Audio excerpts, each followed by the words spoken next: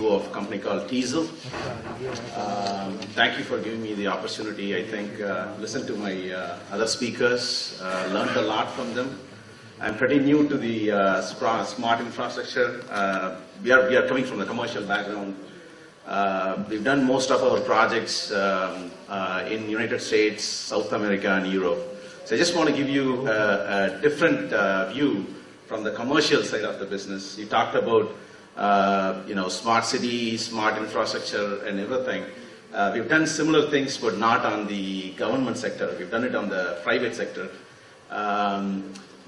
My history, a little bit of my history, I've been in the M2M industry since 1999. We communicated with the refrigerated containers. You could turn on a container while it's moving, change the temperature, and so on. 2009, we formed the company. This is Teezle, and basically what we provide was a platform that many companies in US, in several other countries use. Currently, we have close to 1.2 million devices in the platform, and pretty much I just want to give you my take on how we approached smart infrastructure in US. We are working with several different companies and predominantly in the government space. There are several questions, I kind of noted it down. There was talk about environmental policies, pollution control, water management, sewer control, and several other things. I know I have very short time frame, so I'm just going to jump into a few things on from commercially where we come from and how we see smart infrastructure. So this is pretty much, in our opinion, this is what an M2M platform should be, and everyone talked about how we can use the platform to the best use by connecting different assets, devices, networks to derive betterment for the citizens. So what we see is, customers' assets that could change. That it could be anything from a water tank, smart grid, a sewer system, and smart devices. And the previous speaker talked about lots of smart devices in the infrastructure. Then communication, infrastructure, and applications. Where we come from, this is the infrastructure. That's our secret sauce. And we strongly believe, like my previous speakers, there has to be a platform, and it shouldn't be silos. And we know there are so many silos being brought up at this point, but I strongly believe sometime in the future these silos will come together and create a platform that they can use to talk between each other to really get the benefits. So, smart infrastructure, where we come from is from a purely industrial background, connecting complex machinery to sensors and software. So I'll give you a couple of use cases. This is a use case that I want to bring it up. This is for one of the major utility company in US. They distribute water in 26 states, and they have water tanks. Huge water tanks, and with their pressure regulated valves which control the flow to the tank, which are 4 to 5 miles away from the water tank. They have a lot of problems. There is pipe damage, water leakage, problems matching this supply and demand.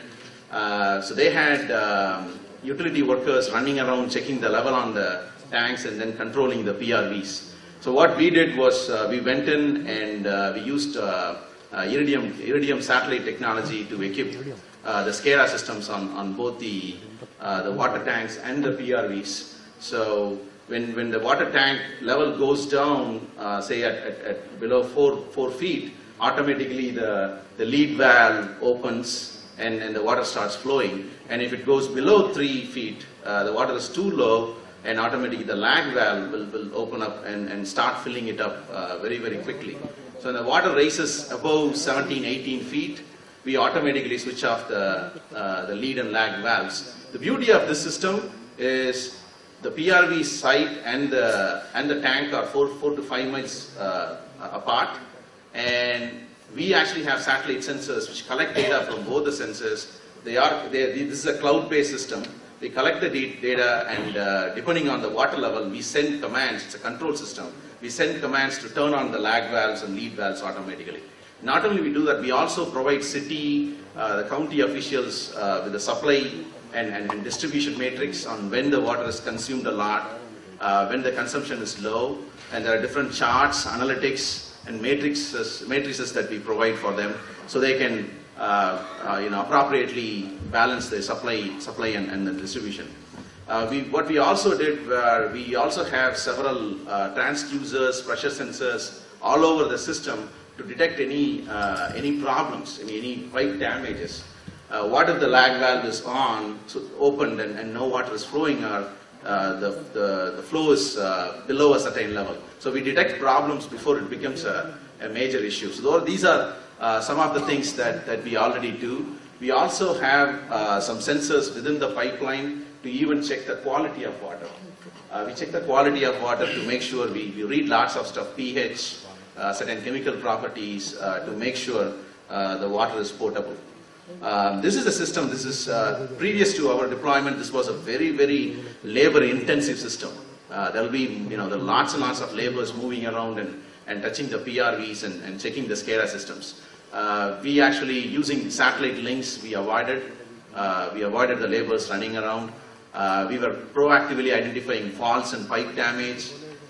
We added a lot of technology and sensors on top of existing SCADA systems. Those are outdated SCADA systems that we interfaced with and collected all the data, and we provided all the data, analytics, and actionable business intelligence to the company at their NOC, at their central facility. So they can sit there and control thousands and thousands of water tanks, almost 4,000 to 6,000 water tanks. So this is already in production, working in US. We've not, my company has not done any major contracts within India. We are just entering the India market. I really like what's coming through, and we definitely want to talk to a few of the folks. This is again environmental monitoring. We are doing this for a company called URS. We partnered with URS. URS is a government contractor, and does a lot of work for Department of Energy in the United States. It's a multi-billion-dollar company who's responsible to protect US on any environmental pollution, any chemical, biological warfare. That's their business. So what we do, Teezle partnered with URS, and we have installed several sensors, underground sensors, above surface sensors, air quality monitor sensors, water quality monitoring sensors. And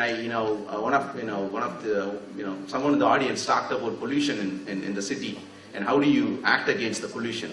US has already done a lot in this field, and we primarily worked with them to install the sensors, install the SCADA systems, the analytic systems to get the alerts and notifications back to them. Not just the alerts and reports, but also an actionable business intelligence. The speaker from Microsoft, he talked about cloud, mobility, analytics. I think it's extremely important, because what we do is when it rains, automatically the water level kind of changes. There is the pH changes, the turbidity, chlorophyll, and there are several other parameters that change. So we kind of correlate so many different activities where when it rains, we kind of say, okay, it's raining, that's why you see the pH changing. So we won't trigger and we create plume models on where the pollution happens. And we installed the sensors and the whole system on fracking. Wherever there is an industry, there's a chance of pollution. And we'll monitor the water on a regular basis, every hour, every 4 hours. And we've seen in some cases, it's not, it's uncommon in US, but there are instances where an industry would probably pollute, and water surface. They'll just, throw something into the water, some kind of a pollutant into the water, and the system immediately detects and sends a message to URS, and they will initiate an audit or a process that will identify them. They call it as end phase. It's end phase liquids. When that liquid is passed into streams, it doesn't settle, it doesn't float, it kind of causes, it's a very bad way to pollute the waterways. There are several things, and there are lots and lots of companies in this space, and we work very, very closely with these companies to install the complete systems. That's where we really come, that's our strength. It's really the industrial internet. How do we connect the sensors, network, and software, and not just that, but do the analytics. It's not the zeros and ones that matter. It's not the data, but what do you really want to know? And how do you, we will notify, we'll give you stuff that you can work on, any kind of actionable business intelligence. I want to go back to oil and gas. This is not relevant to this discussion, but it is very, very interesting since some of the speakers brought it up. Can we finish a bit faster? Sure. This one is again a system where it's a two-way control system. It kind of monitors the underground oil level and appropriately sends a command to start pumping. So it's more like a hydraulic pump, like when you pump water. This one pumps oil, and you pump it too much, it's dry pumping, it's damage, will damage the equipment. You have to do it appropriately, and we have analytics systems that is built in, which controls the whole process. So I'll jump in again. There are several sites I want to talk about. There, we deal with 1.2 million devices all over the world. Currently uses our platform, and we, the device management is one of the key features that needs to be done for, if you are talking about 20 billion devices, you have to have device management capabilities to manage and monitor the devices. I'll probably skip. And I think we're out of time, so if you have any questions, I'll answer them. Any question for